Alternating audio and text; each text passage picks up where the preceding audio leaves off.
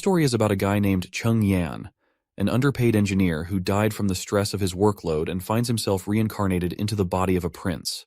In this new world, witches exist with supernatural powers, and Chung Yan plans to use his engineering skills and the witches' powers to advance in this primitive society. His new life begins abruptly when he hears someone calling him to wake up. As he opens his eyes, he discovers himself seated on a chair, bewildered by his unfamiliar surroundings. He looks around and sees these oddly dressed ladies. When he looks in front, he sees an entire town gathered around what looks like an execution platform. Naturally, the poor guy's mind is blown by this bizarre scene. I mean, just a while ago, he was probably crunching numbers or drafting some blueprints, not dodging beheadings. Suddenly, a bald guy addresses him as Prince, and reminds him that the time for the execution has arrived and he has to announce his ruling soon. The boy remains clueless for a moment about what's happening, but when he focuses, memories of the body's previous owner flood his mind instantly. Apparently, he's the fourth prince of Grey Castle, known as Roland Wimbledon. He recalls his father assigning all his siblings to various territories under his control, with the promise that in 5 years, the one who governs best will inherit the kingship. But the boy faces a big problem. He's just an ordinary guy, while his siblings are a formidable bunch, giving them an edge in this competition. The first prince has exceptional martial skills. The second excels in finance. The third princess commands a strong following, and the fifth princess is highly intelligent. Meanwhile, Roland, as the fourth prince, seems to be only a waste of oxygen thus far, with no notable talents. To make matters worse, he's been assigned to a desolate border town, God-forsaken city, where streets are filled with filth and neglect. Here, he must interact with the locals and somehow turn this dismal place into a thriving territory. While feeling sorry for his situation, the old man reminds him once again to make his announcement quickly. That's when the boy realizes he has a witch to execute today.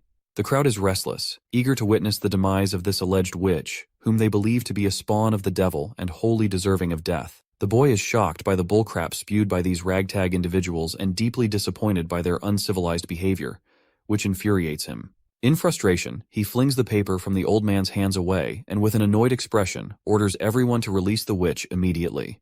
The crowd goes quiet, clearly unhappy with the prince's sudden decision. After seeing the public reaction, he lets out a tired sigh, saying he's beat and suggests they move the trial to another day. The old man tries to talk him around. Chief Knight Carter Lannis steps forward, urging him to think it over. He insists they must execute the witch right away to prevent other witches from trying to save her. The prince can't help but chuckle at the sight of this tough knight, built like a bull, looking so scared of witches. Our hero then starts to head down, casually pointing out that if more witches showed up, they could squash them all in one go. The knight has no clue how to handle this, and the scene shifts to the fourth prince's residence in Bordertown South Castle. Outside, the grumpy knight stands while our hero slams the door in his face. The prince lets out a sigh at first, but then suddenly freaks out because he hasn't dealt with this many people in his entire life. Even after his meaningless death, he's not complaining, because he is grateful for this second shot in life, and he's dead set on fully stepping into Prince Roland's shoes and getting to the bottom of things with the witch. The scene then shifts to the dungeon in the border town, where he's about to meet this witch despite all the warnings from his knights about the potential dangers ahead. The boy just laughs it off, poking fun at his chief knight for being scared like a coward of a little girl. But the knight nervously insists that witches are minions of the devil. Unfazed, our hero keeps on walking until he finally comes face to face with the supposed witch.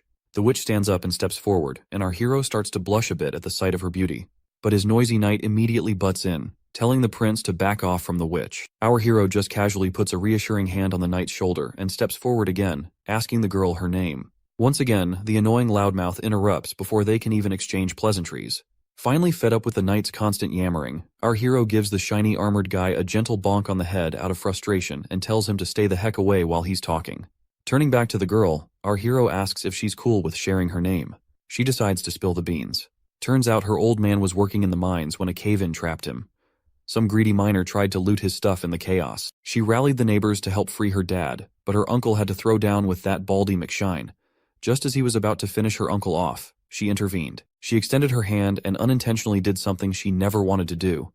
The man burned to crisp, leaving nothing but ashes. This was the day her neighbors labeled her the evil witch, even though she begged them not to spill her secret about witchcraft. And the worst part of this sob story is that her own dad ratted her out. Then this same old consultant guy shows up and suggests our hero just roast the lady before she pulls anything sketchy. But my guy tells him to chill because he's curious to see this witchcraft in action. The lady's baffled that someone actually wants her to unleash her powers, but our hero's all cool about it, pushing her to just go for it.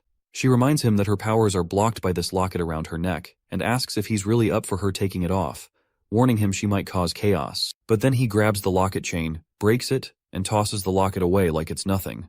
"Show us your damn powers already," he tells her.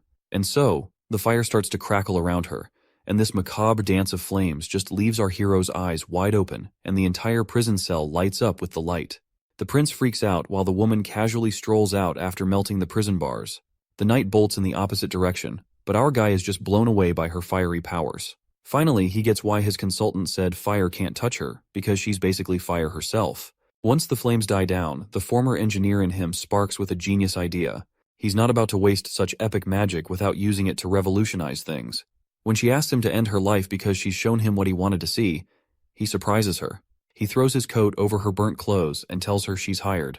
Prince Ronald, drawing on his past life knowledge, declares that she's essentially a perpetual motion machine, able to generate firepower seemingly out of nothing.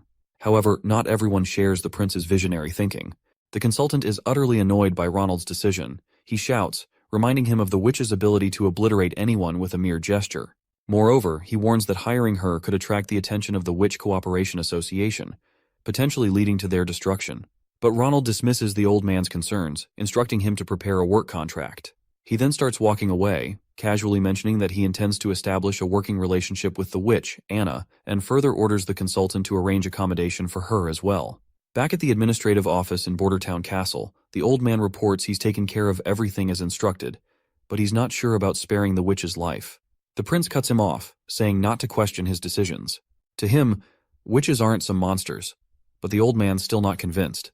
That is when our hero lays it out straight, reminding him that Bordertown is a total mess, and he doesn't have his brother's riches or his siblings' smarts. So winning here is a long shot, and he's got to try something out of the box to claim the victory. The old man's impressed by the prince's determination and agrees to arrange a meeting with Miss Anna. Meanwhile, Miss Anna is getting a thorough wash and cleanup, and once she's looking all cute and tidy in some nice clothes, she's escorted to meet our hero. The knight shows our hero the cottage where Anna will be staying. The prince is pretty impressed with the cottage, especially since it was prepared on such short notice. Just then, the knight announces Anna's arrival. When our hero turns around, he sees her in a maid's attire, looking absolutely stunning. He's pleasantly surprised and amazed at how well the clothes turned out. He asks her if she's comfortable in her new outfit. But instead of being happy, she starts a tirade, questioning why he's giving shelter to a murderer like her, someone tainted with evil and loathed by everyone. The prince surprises her by stating that he doesn't see things that way. He dismisses all the talk about evil witches and devils' powers as nonsense. He explains that people are just scared because they don't understand her significance to society. He extends his hand, telling her he accepts her despite her flaws. He promises to teach her how to use her powers for good and to make a positive impact on the world. Once inside the empty cottage, Anna immediately starts practicing, unleashing her fiery powers. However, as flames scatter around uncontrollably, our hero realizes teaching her magic control is going to be tougher than he thought. On top of that, there's the issue that every time she uses her powers, her clothes get incinerated, leaving her embarrassed and naked. Both of them feel awkward, but our hero is relieved he had prepared multiple sets of clothes ahead of time. Just then, the old man bursts in with urgent news. While gasping for breath, he shocks everyone by reporting that their patrols have spotted signs of demon activity months earlier than expected this year. Of course, our hero has no clue about these months of demons, and seeing everyone terrified only piques his curiosity further. The old man reveals to the clueless prince that every winter, after the first snowfall and when the sun sets, the gates of hell open in the Dragonspine Mountains. Bordertown isn't defensible, so everyone must flee to Longsong Fortress. However, the old man reassures him that his safety is their top priority. Curious, the boy asks if the old man has seen these gates of hell himself.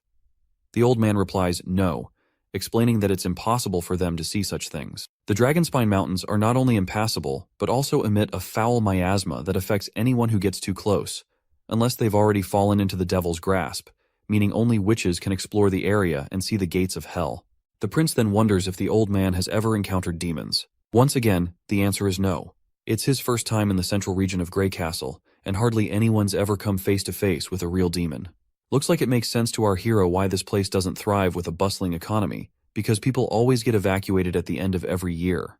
The boy then raises a valid point, which is that if Longsong Fortress can fend off the demons, it means they're not invincible. So keeping that in mind, he is itching to throw down with these demons by himself. The old man is terrified by this plan and explains that Longsong Fortress has massive walls and Duke Rayon's elite troops stationed there. They're formidable, and Border Town is located in the North Slope Mountains, which serve as an early warning system for Longsong Fortress about impending threats. But our hero remains resolute and instructs the old man to gather local soldiers who have experience fighting demons. In the bright day under this gazebo, we see our duo having afternoon snacks, and while they are at it, the prince requests her to tell him something about months of demons. The lady immediately complies. Her tone gets somber as she describes the hellish experience of the months of demons. Unlike big shots like our hero, commoners here deal with this nightmare every single year. She explains that her father, a miner like many others in town, struggles daily to survive. When the months of demons begin, the people of Border Town send their year's mining production to Longsong Fortress in exchange for next year's rations and some gold royals. During this time, everyone takes shelter at Longsong Fortress until winter passes. One year, the months of demons lasted a brutal 4 months straight. City officials at Longsong Fortress said the ore they produced in autumn could only buy 3 months' worth of food. The 4th month's supply had to wait for new ore. But the months of demons lasted another extra month, which trapped the people inside the fortress. And to top it off, the grub from Longsong was divided between people equally, leading to the strong bullying the weak. The prince gets ticked off hearing her sad story, and he straight up tells the lady that no one's gonna suffer through those months of demons again. Leaving the gazebo, our hero asks to meet with the consultant to check on progress. The scene shifts to the Border Town Administrative Office, where Consultant Baroff has brought 3 folks. 2 are soldiers, big shots in charge of the Border Town patrol and lighting the beacon every year. The 3rd is a hunter who claims he's faced demons before, even bagging one himself. At first, one of the scared soldiers stumbles through his words in front of the prince, muttering gibberish that makes no sense. The prince then nudges the other soldier to speak up. The other one then explains that the demons used to be regular critters in the forest, but the evil miasma turned them into savage beasts. They're tough, but still killable. Once the months of demons wrap up, Longsong Fortress sends out cavalry to mop up any stragglers in the area. That's when the hunter slams his fist on the ground like he's showing off, boasting that those monsters are as easy as slicing cucumbers with his sword, and he's taken down 2 already. The big guy then drops to his knees before our prince. The consultant introduces the hunter as Iron Axe, saying there's gossip he's so tall because of his giant monster blood in his veins from the Mojin clan. Our hero asks him straight up if his stories are true. Iron Axe nods confidently, saying he's already killed a demonic boar and a wolf type. Iron Axe explains how hunters categorize demons. As the guard mentioned, these critters started out as regular animals but went berserk after they got a taste of hell miasma, and which is why they're such a pain. The wolf type is sneaky and lightning fast, and the wild boar has a tough back which is so thick that even crossbows struggle to pierce it. The prince quickly realizes that these demons are essentially animals, but with enhanced traits. The hunter agrees, saying they don't pose much of a threat. However, he gets serious when discussing hybrid types, calling them the true spawn of the devil. He explains that these monsters are horrifying creations that only hell could concoct. Describing one hybrid, the hunter mentions it had the body and legs of a rugged beast, but also sported huge wings for short-distance flight. What's more, its senses were keen, always pinpointing its prey no matter how well hidden. The hunter barely survived by diving into the Redwater River before losing consciousness. It seems our hero can handle the regular monsters with big walls, but he's stumped on how to deal with those that can fly. He then asks his knight if those hybrid demon types are supposed to be rare, and the knight nods firmly, saying during any months of demons, you'll usually get 2 or 3 of those bad boys popping up. It's enough to give Longsong Fortress a serious headache. The boy finally connects the dots. With a bang on the table, he announces he's staying put in Border Town for the winter. Everyone's jaws drop at his decision, and the knight scrambles to convince him they're outnumbered by monsters. Our hero fires back, suggesting they build a wall from the foot of North Slope Mountain to the Redwater River. But the knight ain't buying it, and waves it off as a pipe dream, saying it'd take them a lifetime to build such a wall. My guy leans back, telling the knight to chill. He promises if he can't get the wall up fast, he'll retreat like everyone else, because he is not about to throw his life away in this place either. The riled-up knight finally calms down, pleading his loyalty to save our hero at any costs. At the bustling gray castle port of Clearwater, we catch a glimpse of the 3rd princess. She remarks on the chilly ocean breeze, signaling winter's approach, then turns to her knight, Rayon, asking about the return of their black sail fleet. He assures her they should be back at port in 3 days if all goes well. The princess notes this is their last expedition of the year and hopes it brings some nice surprises. Back in the palace, the knight wonders how she was already geared up for the throne competition her father sprung on them. She admits she didn't see it coming, but she figures it's all about paving the way for the king's favorite son to take the throne. Still, She laughs it off, saying being good at running things doesn't automatically mean the second son will win. She tells her knight to dig deeper and understand why she's sending out the Black Sail Fleet on this big expedition. After mulling it over, the knight realizes her fleet isn't just about making money, it's about gaining serious influence and power. Since launching the Black Sail plan, she's rounded up skilled sailors, tough fighters, and key allies to back her play. This is Garcia Wimbledon, the third princess of Grey Castle. She is using smarts and strategy to secure her shot at the throne. The princess then asks about how their plot to off the fourth prince went down. The knight sighs and says there's been no word from the border, meaning their poison plan probably flopped and the spies they sent to do the job are missing in action. She figures her little bro must have wasted no time offing those spies once they got caught. Looks like the poison actually did its job and killed the fourth prince, but our hero just happened to swap into his body, which is why they think their poison plan tanked. She's now planning to kill the hero once he seeks refuge in Longsong Fortress, and tells her knight to sit tight until then. She also snarks that since the poison didn't do squat, it means that Snake Enbies, who sold them that stuff, was lying about it being colorless and tasteless. And as punishment for deceiving the third princess, she suggests her knight to hang that liar immediately. It's quite funny how she's about to drop the hammer on their reliable poison guy, even though the fourth prince really did kick the bucket from that poison. The next scene shows us Anna setting in the landscape of greenery, and there we meet her teacher Carl, who asks her what she is reading today. Is it poetry, or perhaps history of their church? The girl greets her teacher, and before she can say anything, her innocent image shatters before his eyes. He is left staring with wide eyes, and the next scene takes him to a rowdy crowd accusing his disciple of being a witch and the reincarnation of the devil. Seeing her hanging there, he slaps his hands over his face, jolting awake in his office. Once he's finally awake, he breathes heavily, haunted by the vision of Anna's hanging. He believes that if even a pure-hearted girl like Anna could be called evil, then those greedy administrative officials of Grey Castle must be true demons, born from the depths of hell. He angrily expresses that if they hadn't switched to lower-quality stones just to save a few hundred gold, the theater would never have collapsed, and those innocent victims would still be alive. In his eyes, those corrupt individuals are the ones who truly deserve to be hanged for their heinous acts and corruption. Sadly, this country didn't administer proper punishment to them. Instead, the blame fell unfairly on innocent stonemasons, resulting in harsh taxes, rampant inequality, little rule of law, and even labeling a curious and innocent girl as a demon and sending her cruelly to the gallows. He appeals to God for help in punishing these deserving evil people. Suddenly, there's a knock on the door, and when he opens it, he finds one of his young students, Nana, looking really worried and anxious. The little girl timidly asks if she's going to end up like Anna, hanged. The man quickly reassures her with a pat on the head, promising to protect her no matter what. He strolls through town, thoughts swirling about how the powerful have mistreated the innocent while he stood by. Determined to act this time, he vows not to let another girl suffer like Anna did. His attention is then drawn to a commotion at the town square. People are gathered around the quest board, where they're reading a notice posted by the fourth prince.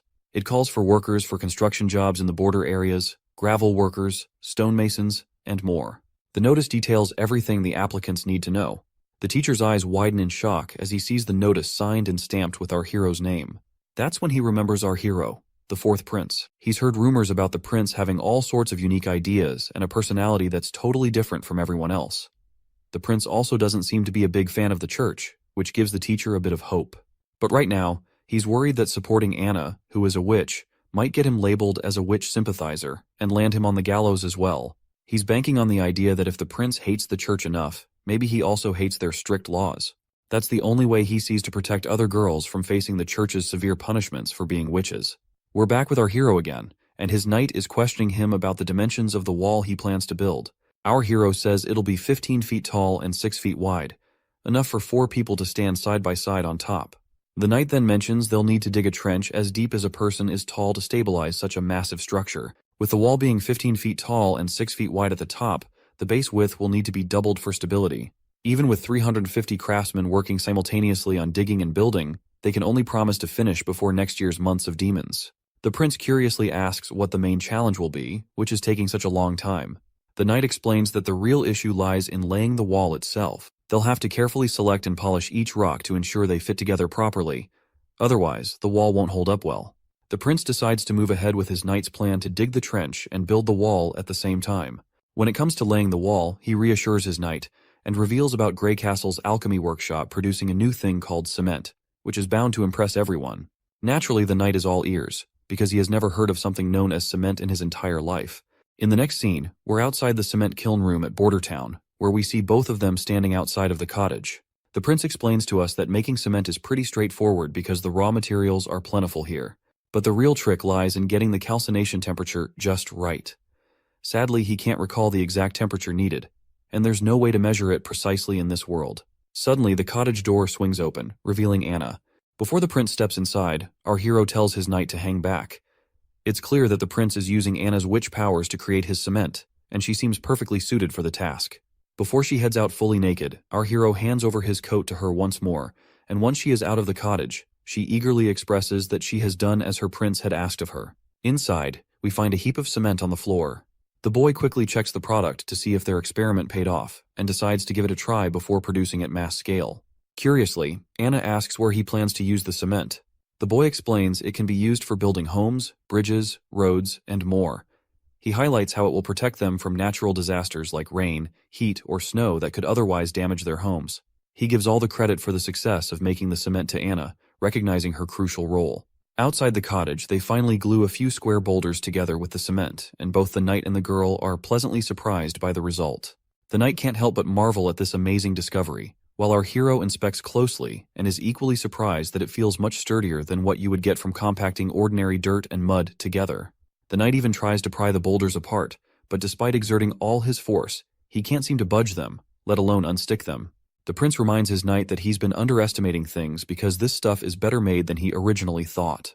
The knight is also amazed by this fascinating invention of sticky stuff that turns into solid rock in no time. He's pretty confident that with this, they could easily cover the entire border in 5 years. But our guy dismisses the need for such a grand project, saying even the tallest walls can't keep out enemies from within. Their first enemy is the fight against natural disasters to ensure their people don't end up homeless. He's determined to prove to the world that witches are humanity's most productive asset. From the next day in the cottage, the prince got down to mass-producing cement with the help of the workers who responded to the recruitment notice. They hustled to gather essential ingredients and supplies, giving Anna some well-deserved rest. Meanwhile, the prince kicked off the excavation for the city wall's foundation between the North Slope Mountain and the Redwater River. However, things didn't go as smoothly as expected. The knight was impressed that the prince personally visited the construction site and gave the workers a pep talk at the North Slope. He noted their dedication, but the prince grinned sheepishly, admitting that despite their efforts, all they managed to dig was a rough trench at the North Slope, a makeshift drainage ditch rather than the sturdy foundation needed for a city wall. Even though our hero used to geek out over mechanical blueprints, paired with his civil engineer buddy, they made quite the geeky duo. But now, tackling these civil project details is way beyond his expertise, and he's itching for a pro in the field to brainstorm ideas with. Interrupting his moment of contemplation, the consultant points out that a stonemason has responded to their recruitment notice, claiming to have been a member of the Grey Castle Mason Guild. The prince immediately recognizes the guild as a prominent organization in the country, though he's heard they were disbanded due to a construction accident. He then shrugs it off, pointing out that risks are always present in this line of work. He is eager to secure highly talented individuals, and instructs his consultant to bring the stonemason to see him. The next scene takes us to Roland's administrative office in Bordertown. Our hero lounges at his desk, idly passing the time, while Anna sits nearby, absorbed in a book. Finally, the knight arrives with the person our hero has been eager to meet. To our surprise, it's none other than the teacher who had been fretting about his little witches. Before the teacher can start extolling the prince, our hero cuts in, waving off the formalities and telling him to relax. When the teacher's gaze falls upon Anna, he looks completely bewildered, his mind clearly spinning. Meanwhile, both our hero and the knight are totally dumbfounded to see this unexpected meet and greet. Sensing potential trouble, the prince quickly directs the knight to block the door.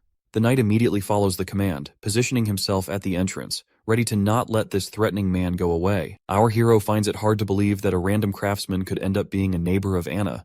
But then, the teacher suddenly falls to his knees, pleading for forgiveness from Anna for not helping her in the times she needed him the most. That is when it becomes clear to the prince that this man poses no threat to her after all. Anna also recognizes her teacher immediately. The prince then instructs the man to stand and demands an explanation about his relationship with Anna.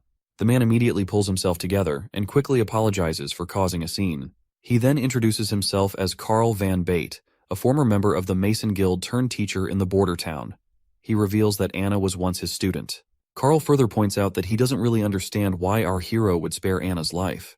Perhaps he wants her as his lover, but he isn't complaining since being beheaded is still better than being a prince's side chick. Carl is further relieved to see that our hero doesn't believe in witches being incarnations of the devil. After explaining everything thoroughly to the prince, The man further mentions that there's another talented girl like Anna, whom he would like our hero to also keep hidden here in the palace.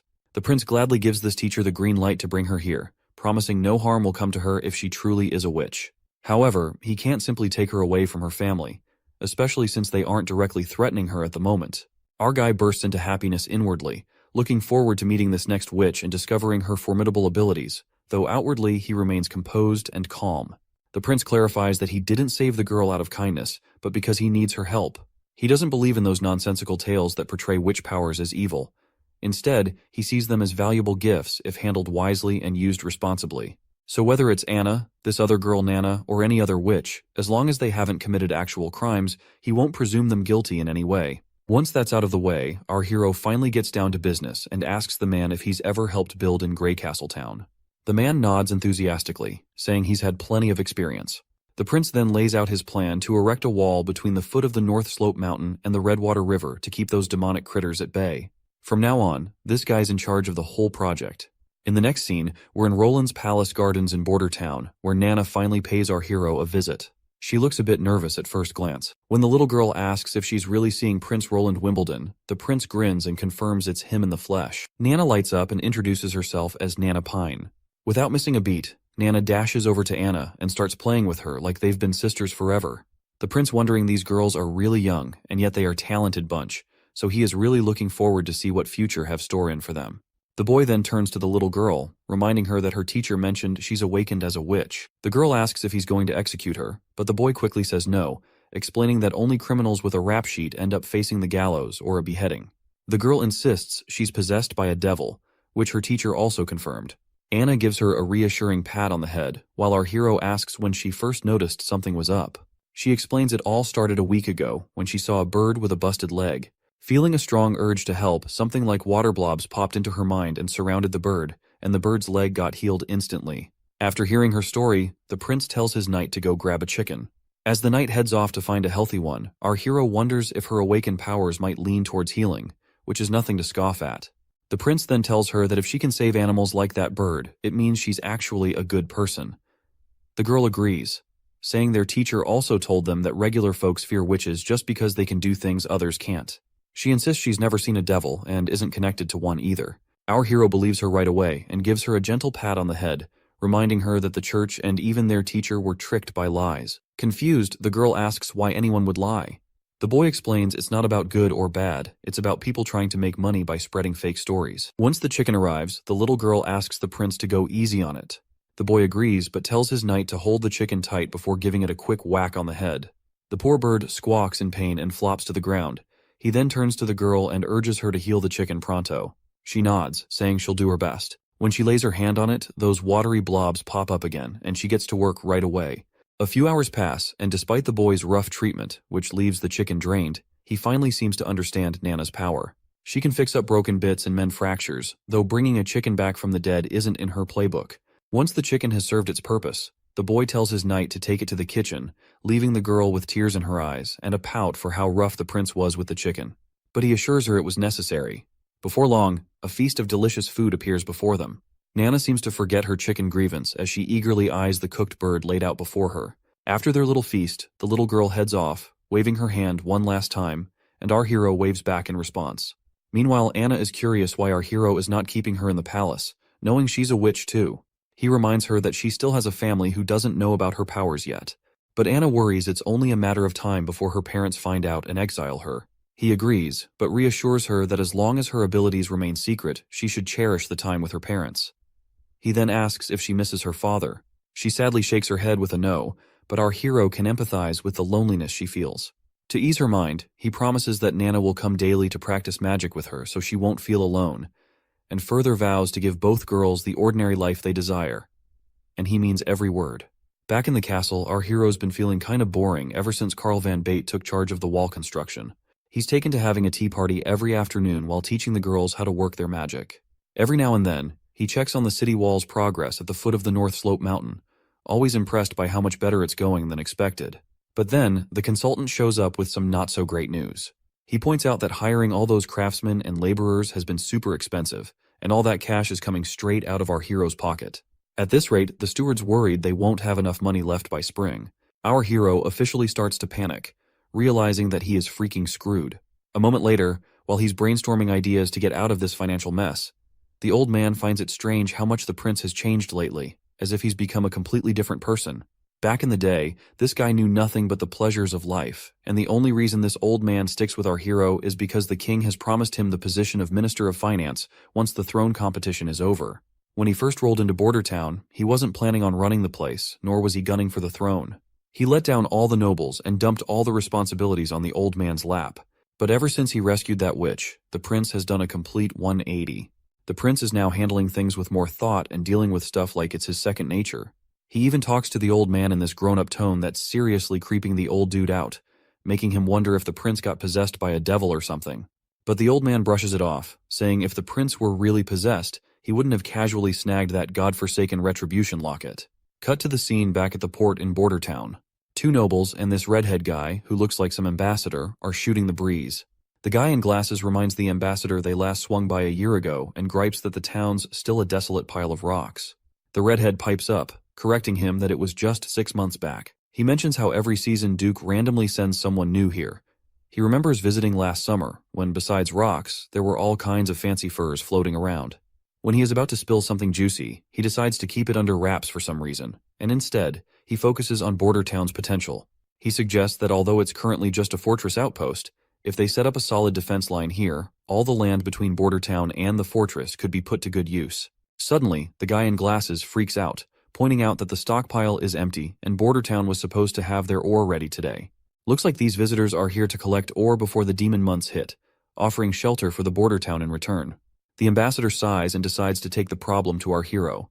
They ride back on their horses. The guy with purple hair wonders if Border Town found a new trade partner, or already sold their ore to Willowtown or Fallen Dragon Ridge. He's pretty sure it's the fourth prince's doing, who is our hero by the way. The redhead thinks hard, pondering if the prince has already set up deals with towns further down on the Redwater River. If so, they've lost yet another bargaining chip. He worries that if they try the same monopoly play as before, they're not likely to succeed since the fourth prince already has other trade partners to take their ore to sell. Once they get to the castle, they're greeted with this incredible feast. The ambassador, not sure how to handle chopsticks, glances over at our hero and awkwardly tries to eat the same way, struggling to even pick up his food. As his food flies off the chopsticks, the ambassador feels embarrassed, while the prince casually mentions that these sticks are easier and cheaper to make compared to forks, and once he introduces them to his town people, no one will have to worry about getting sick from eating with their bare hands. As the sun starts to dip, casting a golden glow over the castle, the prince is about to enjoy desserts after their impromptu dinner. Finally, the ambassador brings up the reason for their visit, pointing out that they came to collect ore as usual, only to find none at the dockyard this time. That's when our hero drops the bad news. There was a landslide at the North Slope Mountain recently. They've been trying to clear the rubble and resume production this month, but it looks like the mine won't reopen until sometime next year. The ambassador then asks about the production from previous months. Our hero simply shrugs and says it was lower than usual, barely enough to keep everyone fed. He adds that even if they manage to scrape together enough ore, it won't buy more than 2 months' worth of wheat. So, he suggests they totally revamp their deal.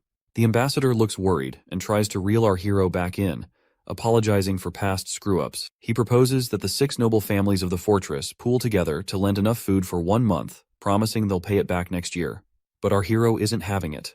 He flat out says if they sell the ore to Willowtown, they won't owe anyone a thing. And here's the twist. The Willowtown is offering gold dragon coins in exchange for their ore. Plus, they're ready to trade wheat, cheese, bread, and honey, all at fair prices.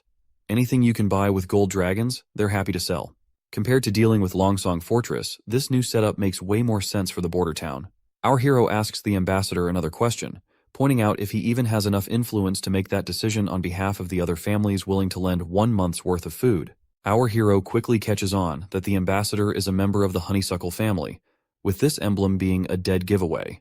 The prince acknowledges that the ambassador might be from one of the 6 families, but questions whether he can really convince Duke Ryan and the others to agree, or if he can guarantee it. Looks like our hero is hitting the nail on the head as the ambassador's face turns sour like a lemon. The scene flashes back to when the ambassador tried to reason with his father, arguing that the new ruler of Border Town, the 4th prince, definitely wouldn't agree to exchange his minerals and gemstones for some food and bread. He suggested buying from them at 30% under the market price, as they could still make substantial profits. But this bald machismo of a father confidently brushed off the concern, saying the sloth-like 4th prince would never handle Border Town's trade affairs. He believed they could continue swindling border towns' resources for mere bread and shelter. In the present moment, the redhead ambassador, after thinking it through, realizes our hero has a point. He couldn't even convince his own father, but still wants to try his best. So, the redhead takes the plunge and offers to buy the ore and gemstones from Border Town at 30% below market price. The ambassador is confident his offer must be higher than what Willowtown is proposing. He emphasizes that Willowtown is far away, making it difficult to seek shelter during the demon months, which is why Longsong Fortress is the best option for shelter. The ambassador starts to mention the bad roads leading to Willowtown, but stops himself mid-sentence. Curious, our hero urges him to finish his thought. The redhead points out the dangers that could easily spring up along that road. The ambassador realizes he may have inadvertently issued a threat to a prince and starts panicking internally.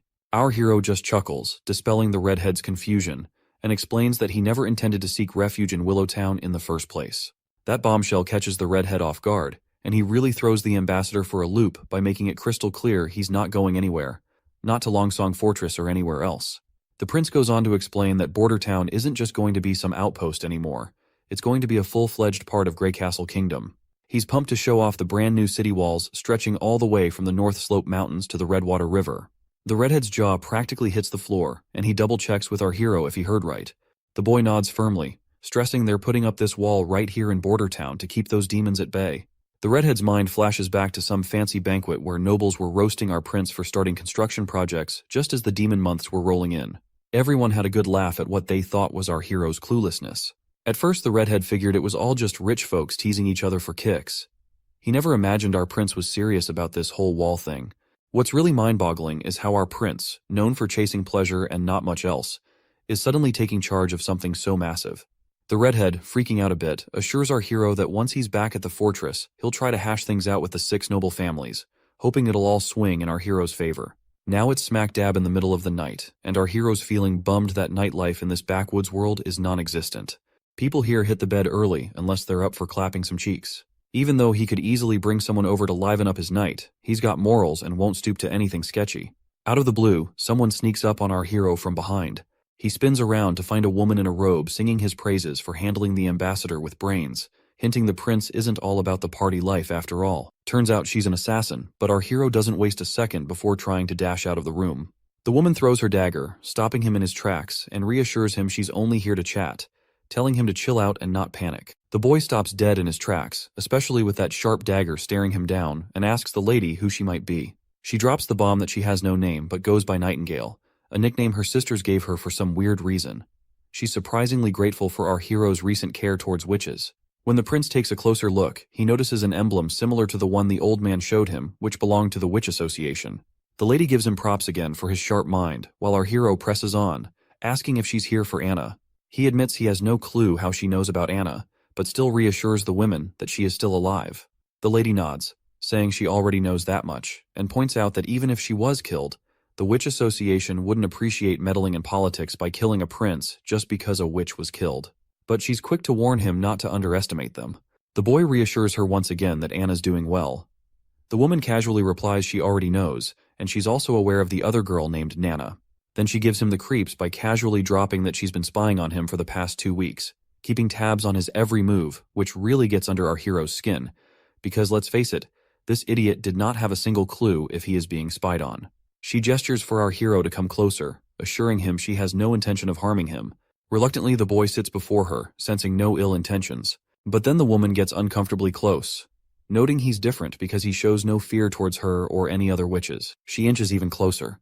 The prince steps back, half-jokingly telling her to keep it PG, not wanting YouTube to slap age restrictions on the video. The lady finally withdraws her hand and gets straight to the point that she's here to take Anna and Nana. The boy immediately refuses without hesitation, insisting they're happy here and safe under his watch. But the lady argues they'd be safer with the Witch Association, where they will be treated like family by every member. But the boy keeps pressing on, noting that the Witch Association doesn't even have a fixed place to call home. He mentions how his soldiers stumbled upon one of their camps hidden in a forest about a month ago, and the tracks led north. However, in that direction, there are only endless mountains. The lady defends their choice, saying they're based in desolate mountains to stay safe from outsiders and dangers. But the boy isn't convinced, bringing up the lack of basic necessities there that would make life difficult for the girls. He also remembers what the old man told him about the association's goal, which is to gather all witches and find the holy mountains. where witches can truly be safe. He asks if the lady has the same goal in mind. Cryptically, the lady responds that she can't give him an answer. This annoys the boy further, as he insists he won't let the girls live in such barren lands where only demons could thrive. That's when a light bulb goes off in his head, catching the lady totally off guard with what he says next. He invites the entire witch association to come to Border Town for the winter, looking all pleased with himself as he tries to convince her it won't be much trouble to wait until winter passes. The lady reminds him that while the prince may not fear witches, the townsfolk will likely freak out. Plus, the church will pounce the moment they catch wind that witches are staying in Border Town. But our hero is adamant, and wants to show everyone that witches aren't evil, especially if they help the town get through the tough months of demons. The lady then mentions another reason why she wants to take both ladies, especially Anna, who's almost the coming of age. Of course, this point sails right over our hero's head until the lady confirms he heard right. She explains that most witches awaken around the time of the months of demons, or when the gates of hell supposedly open. Basically, coming of age is a witch's final stage, and a woman who hasn't awakened her powers by 18 won't ever become a witch. Once a witch comes of age, during the months of demons, demons take over their minds, causing unbearable agony. It feels like something's trying to burst out of their bodies, straining every vein and tendon to the limit. If they survive, they'll recover after 4 or 5 days, but for those who don't, it's a brutal death. That's why witches are seen as the devil's spawn, and their horrific deaths, mixed with church propaganda, make people think they're possessed by demons. The boy then asks what happens once they hit adulthood, to which the lady explains that their powers will stabilize and often get even stronger, with some even picking up new abilities. Our hero questions how valid this all is. Old records claim that witches find eternal peace on the holy mountain and are spared from demons consuming their minds. The lady admits there's nothing concrete about the holy mountain, it's only mentioned in texts. Taking her to headquarters might slightly increase her chances of survival. If witches could live freely without being hunted, the demonic attacks would be way less severe. The boy realizes that Anna and Nana are key players in his big plan, but he's worried about putting them in danger if he goes ahead with it. He quickly agrees to let the lady take Anna if she's up for it. As for Nana, he decides to wait until tomorrow to talk to her about it. The witch is delighted to hear our hero's wise decision, but when he summons Anna and asks her about it, she immediately declines, saying she's not going anywhere. This shocks both adults, and the woman tries to reason with her, explaining that she can sense the demonic energy building within her as she nears maturity. She reminds Anna about the whole puberty talk she had with our hero earlier. Anna then reminds our hero how he promised her an ordinary life, but she couldn't care less about anything because all she wants is to stay by the prince's side. She's confident that the demonic energy won't stand a chance against her, and she's determined to survive the months of demons and conquer her puberty. The woman sighs and decides to give up on convincing Anna, but she makes it clear she'll stick around to watch over her until she experiences her maturity. She thinks Anna is just a naive kid who doesn't understand the dangers. Of course, our hero doesn't like the idea of her keeping a watchful eye on him for the rest of the winter. Anyway, before the woman disappears, she comes face to face with Anna and talks about the hardships she's seen and the friends she's lost, vowing not to let Anna suffer the same fate. With those final words, she bids farewell to our girl and vanishes into thin air without a trace. Seeing her abilities totally blows our hero's mind. He's amazed by her assassination skills. Once they're alone, the boy gives Anna a reassuring pat on the head and tells her to hit the hay as it's already pretty late for her. The next day rolls around and our hero greets the citizens of the town with a cheery, "Good morning." He gathers everyone for an important announcement. He explains that almost 4 days ago, the ambassador from Longsong Fortress visited him to collect the already mined ore. However, everyone should remember that a month ago, the northern mining quarry collapsed, and production hasn't resumed since then. The community immediately panics because the last output was only half of the average, and they had to endure starvation and a lot of crap from Longsong. He then exposes the Longsong Fortress hideous act, saying he tried to get a loan and supplies from the ambassador, but the guy shut him down hard, just like 2 years back. People freak out again, fearing starvation once again. He reminds them of the time when food was so scarce that many lost family, siblings, kids, and more. He asks them how long they want this cycle of loss to continue. The crowd starts begging him to save them, and he nods positively, swearing he won't let his people fall into that pit again. After a dramatic cough, he drops the bomb, which is that 2 months' worth of mining would have bought them enough food for almost a year, but those Longsong jerks never played fair. The whole crowd starts to seethe at Longsong Fortress for taking advantage like that. So, our hero explains that he traded his stones for a bunch of food from Willowtown, enough to keep everyone fed through the winter. Just as folks start celebrating and feeling relieved, he puts a pause on the party vibes. He reminds them that cutting ties with Longsong means they're committing to sticking it out